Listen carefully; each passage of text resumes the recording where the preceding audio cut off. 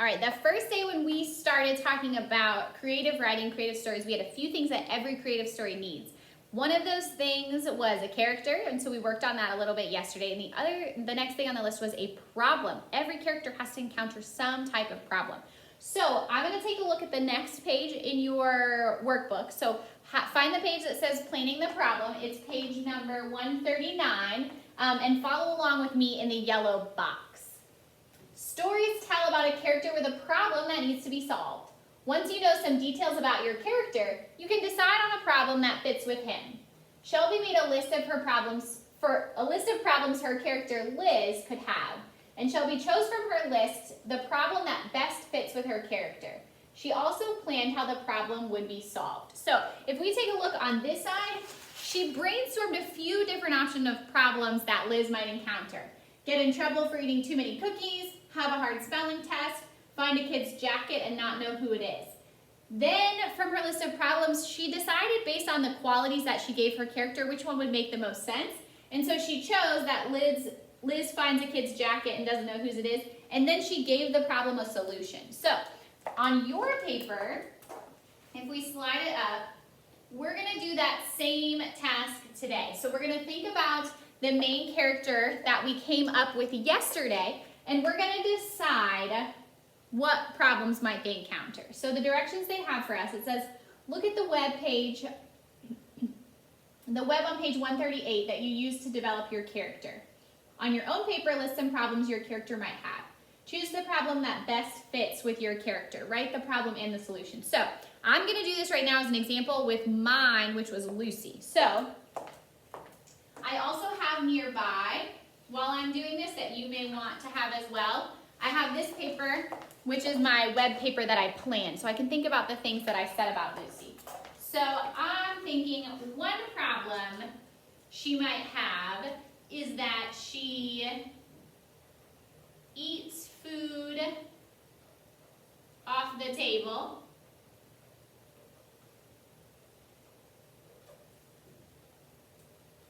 I'm thinking another problem she might have is she loses her toy under the couch.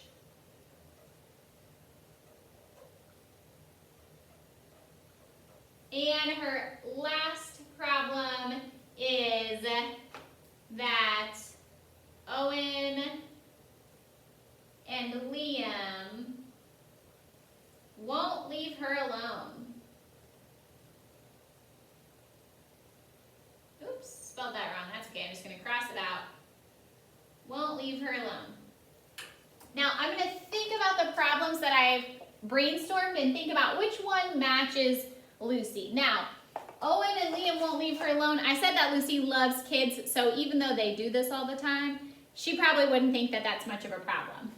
She definitely tries to eat food off of the table, and she always loses her toy under the couch. But I think in my writing I can have more fun with her losing her toy under the couch. So that's the one I'm going to go with. So I'm going to just mark it that that's the one I'm going to choose. I'm going to put just a little mark around it so I know that's my problem. And then my solution, I think in my story, Owen will help her. So you're going to do that on the front, and then if you flip to the back,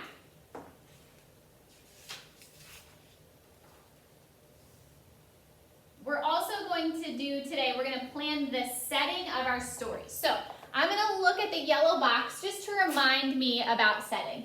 When and where will your story happen? Some of the words and phrases Shelby used give us clues about the setting of her story.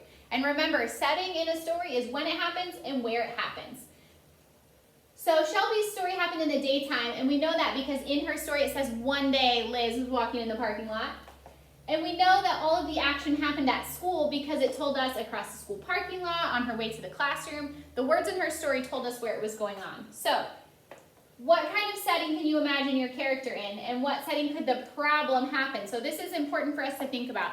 Where your character would be, and where does it make sense for the problem to happen? If in my story the problem is Lucy loses her toy under the couch, it wouldn't really make sense for Lucy to be at the park for the setting of my story. So They give you some options here. You don't have to have one of these, but these are just examples. So in the daytime, at night, long ago, in the future, during our time, in the forest, in a rowboat, in a big city, in a classroom, in Alaska, anywhere you want your setting to be. If you go to the bottom of this page, this is what you are going to do. It says write a brief description of your setting. In your description of your setting, I want to know where and I want to know when. So for my story, Owen was part of the solution, which means it's got to be daytime for Owen to be awake. So I'm going to say my story will take place mostly in the living room